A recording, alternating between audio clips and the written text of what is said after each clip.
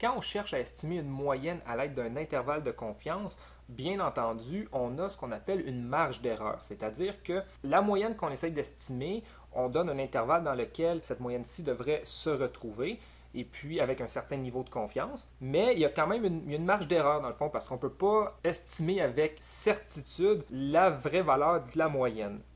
Donc, on va regarder un peu comment fonctionne la marge d'erreur. Donc, on va se prendre un exemple. Donc, si j'ai une variable aléatoire x qui cherche, dans le fond, pour mesurer l'âge des gens dans une certaine population, et je prends la variable aléatoire x bar qui, elle, sera l'âge moyen, donc l'âge moyen des gens dans ma population.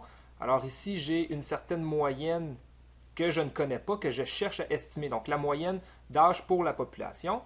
Je me prends, disons, un échantillon de taille 100, donc échantillon de taille 100, dans lequel j'obtiens une moyenne de 45 ans et un écart type de 15 ans.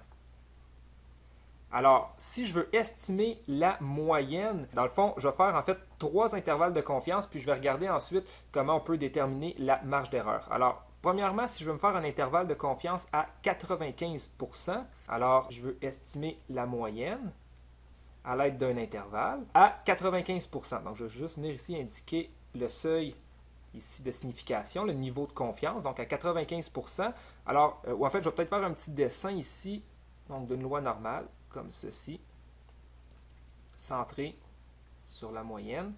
Donc, x bar suit approximativement une normale de moyenne mu x et d'écart type sigma x sur racine de n. Donc, ça, c'est son écart type.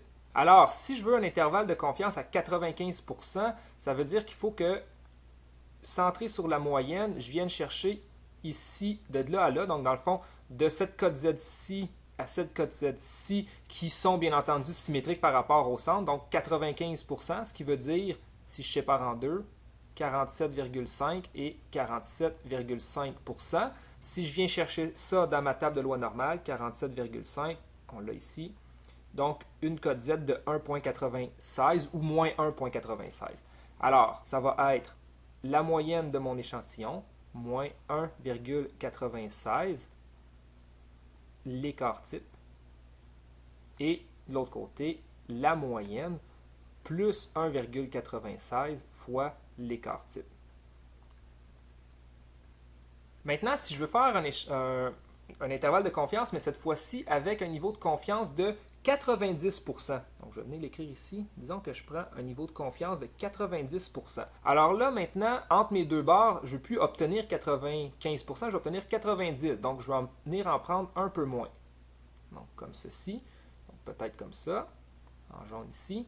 Donc, si j'ai 90% au total, quand je vais séparer en deux, je ne vais pas avoir 47,5, mais je vais plutôt avoir 45% des deux côtés. Donc, 45 et 45. Alors, si je viens chercher 45% dans la table de loi normale, on est ici, 44,95 puis 45,05.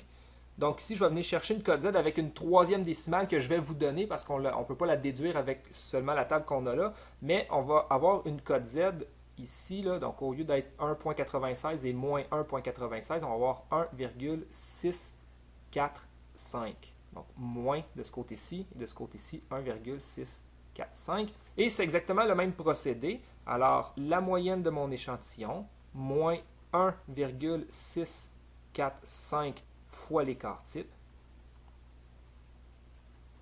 la moyenne de la population que je cherche à estimer, et la moyenne de mon échantillon, plus 1,645 fois l'écart type. On peut aussi faire un intervalle de confiance à 99%. Alors ça, les trois que je vous donne là, c'est les trois plus standards. Donc à 99%. Alors là, maintenant, 99%, c'est plus grand que mon 95 là, que j'avais en bleu. Donc ici, ici, et là, je vais aller chercher 99%. Donc 99%. Il faut que je le sépare en deux pour en avoir de façon égale de chaque côté de la moyenne. Et on obtient 49,5% de chaque côté de la moyenne. Donc, ce ne sera plus 45, mais plutôt 49,5. 49,5 et 49,5. Donc les codes Z, 49,5. Si on vient là, on est à quelque part entre ces deux nombres-là. Alors je vais vous donner la vraie code Z, là, mais c'est entre 2,57 et 2,58. En fait, c'est 2, je vais écrire ici, 2,576. La troisième décimale, c'est un 6. Donc ici, ça va être moins 2,576 pour mes deux codes Z. Maintenant, mon intervalle se calcule de la façon suivante. La moyenne de mon échantillon moins la cote Z fois l'écart type. La moyenne de la population que je cherche à estimer. Et de l'autre côté, la moyenne de mon échantillon plus la cote Z fois l'écart type. Alors, on voit qu'on a, en fait, grosso modo, toujours la même formule pour estimer ici dans le fond, ma moyenne. Alors, un intervalle de confiance à 95%, à 90 et à 99, ce qui veut dire que dans le premier cas, j'ai un risque d'erreur de 5%. Je peux peut-être l'écrire ici. Donc, j'ai 5% des chances de me tromper. Ici, j'ai 10% des chances de me tromper. Ici, j'ai 1% des chances de me tromper. Quand je veux dire de me tromper, là, par exemple, pour 10%, ça veut juste dire que dans le fond, il y a 10% des chances que la vraie moyenne ne se retrouvera pas dans l'intervalle que je calcule. Exemple, ici, la vraie moyenne, il y a 5% des chances qu'elle ne se retrouve pas dans l'intervalle que je calcule. Puis, même chose pour l'intervalle de confiance à 99%. Alors, qu'est-ce qu'on remarque? Plus le niveau de confiance augmente. Donc, par exemple, si je passe de 90 à 95 à 99, la seule chose qui change, c'est la cote Z, par exemple ici, alors qui passe de 1,645 à 1,96 à 2,576. Donc, la cote Z augmente, ce qui veut dire que le nombre ici va grandir. Même chose ici, étant donné que là, je soustrais, le nombre va rapetisser. Donc, plus j'augmente le niveau de confiance en mon intervalle, plus l'intervalle s'étire autour de la moyenne. Donc, l'intervalle de confiance à 99% va être plus fiable. Par contre, il va être plus large que l'intervalle de confiance à 90%. On peut bien le voir ici dans le dessin. On voit là qu'à 90%, mon intervalle est plus petit et plus serré autour de la moyenne qu'à 99% qui est plus large.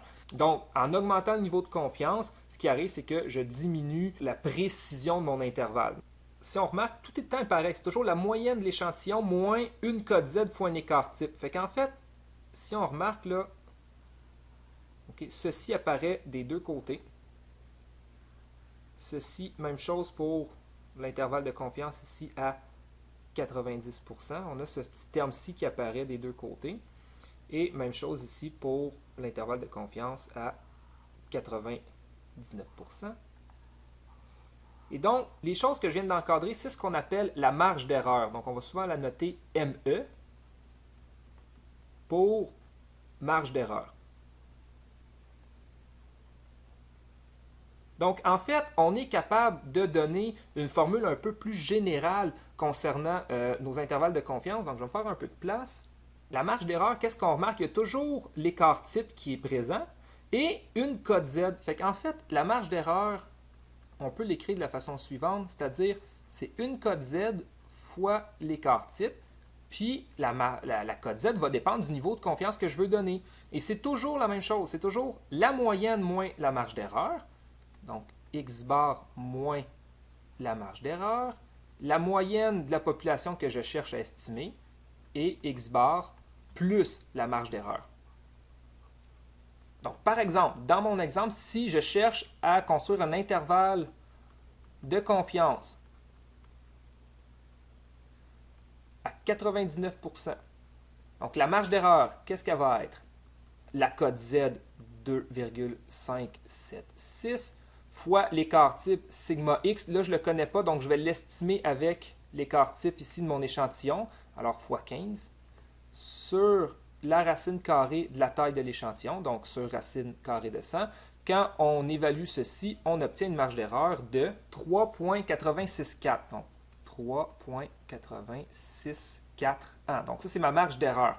Et donc, ma moyenne de ma population devrait se retrouver à 45 ans, moins la marge d'erreur ou plus la marge d'erreur. Donc, à plus ou moins 3,864 ans.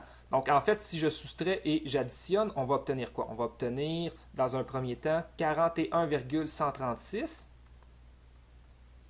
Donc, la vraie valeur de l'âge moyen dans la population devrait se retrouver entre 41,136 et, donc maintenant, si j'ajoute, on va obtenir quoi? On va obtenir 48,864. Donc, je suis certain à 99% que la moyenne dans la population est de 45 plus ou moins 3,864, ou encore, je suis certain à 99% que la moyenne se retrouve entre 41,136 ans et 48,864 ans. Bien entendu, si je change le niveau de confiance, ce qui va se passer, c'est que dans le fond, la marge d'erreur va changer. Donc, par exemple, si je prends un niveau de confiance à 90%, la marge d'erreur, maintenant, sa code Z, j'utilise plus la code Z ici, le 2.576, je vais plutôt utiliser celle-ci, 1,645. Le reste pareil, donc fois 15 divisé par racine de 100, et on obtient plutôt une marge d'erreur de 2,4675. Et donc maintenant, je suis certain à 90% que l'âge moyen dans la population est de 45 ans, plus ou moins 2,4675 ans, ou en termes d'intervalle, 42,5325. Et au lieu d'être 48,864, on obtiendrait plutôt 47,4675. Donc, on remarque que jouer sur le niveau de confiance a une influence sur la marge d'erreur parce que ça fait en sorte que la cote Z ici bouge. Une autre façon de faire bouger ou de changer la marge d'erreur, d'avoir une influence, c'est sur ici la taille de l'échantillon. Si je prends un échantillon qui est plus grand, par exemple, je vais diviser ma marge d'erreur par un plus grand nombre ici. Donc, elle va diminuer. Donc, supposons que je veux toujours un intervalle de confiance à 99%, mais que cette fois-ci, j'ai un échantillon de taille, disons, 400. Alors maintenant, ma marge d'erreur à 99% sera donc 2,576, la cote Z, fois l'écart type, 15.